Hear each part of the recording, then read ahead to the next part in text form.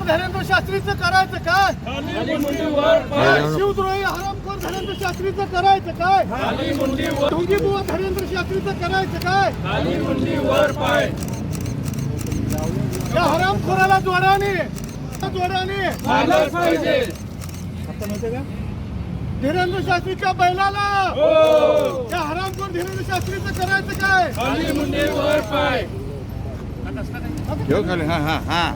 आता बरोबर आहे, आता बरोबर किती लायकी हीच आहे.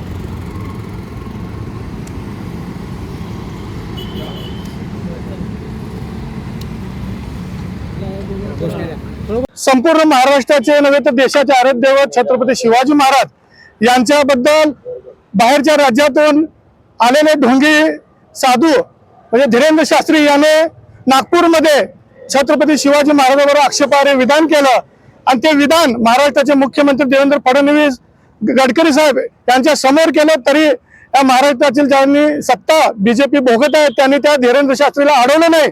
वास्तविक पाहता मुंबई हायकोर्टाचा निकाल आहे की छत्रपती शिवाजी महाराज आणि समर्थ रामदास यांची कधीच उभ्या आयुष्यात भेट झालेली नाही. असे असताना महाराष्ट्राच्या जनतेला खोटा इतिहास माती मारण्याचं काम काही राज्य शासनाच्या फूस लावलेले बाणगोळे करत आहेत. त्याचा आम्ही संभाजी ब्रिगेडच्या वतीनं आज या ठिकाणी धीरेंद्र शास्त्री याच्या प्रतिमेला शेणाचा अभिषेक घालून त्याचा निषेध केलेला आहे. भविष्यामध्ये असे बाणगोळे जर महाराष्ट्रात येऊन महाराष्ट्राची शांतता भंग करत असतील, आमच्या महापुरुषांचा अवमान करत असतील, त्यांना संभाजी ब्रिगेड भविष्यात तोंडावर शेण फेकून त्यांना वेळीच धडा शिकवला जाईल असं मी या संभाजी ब्रिगेड वतीनं जाहीर करतो. मी मिनल दास, संभाजी ब्रिगेड जिल्हाध्यक्ष. नुकत्याच झालेल्या नागपूरच्या स्टेजवरती मुख्यमंत्री देवेंद्र फडणवीस, नितीन गडकरी साहेब यांच्या समोर जो भोंदू बागेश्वर जो आहे त्यांनी छत्रपती शिवरायांबद्दल जे बेताल वक्तव्य केलेलं आहे की शिवराय हे थकलेले होते आणि त्यांनी रामदास समर्थांना सांगितले की हा राजपाट सांभाळा.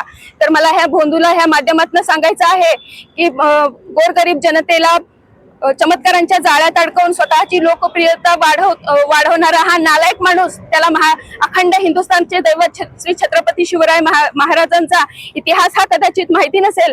तलवारीच्या धारेवरती आणि गनिमी कावा रचून ज्यांनी संपूर्ण स्वराज्य निर्माण केलं, स्वराज्याचं रक्षण केलं, असा छत्रपती शिवरायांचा अपमान होत असताना त्या स्टेजवर महाराष्ट्राचे प्रथम नागरिक म्हणून देवेंद्र फडणवीस साहेब, गडकरी साहेब हे उपस्थित होते, परंतु त्यांनी हा अपमान खपवून घेतला.